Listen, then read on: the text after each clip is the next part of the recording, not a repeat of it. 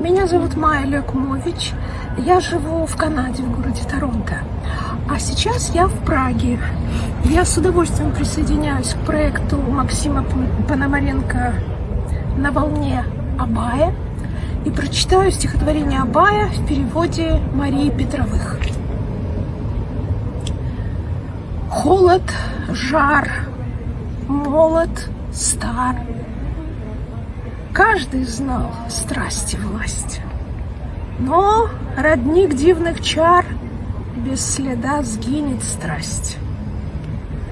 Ясный свет юных лет, вера в жизнь и мечту. С чем сравнить вешний цвет юных дней красоту?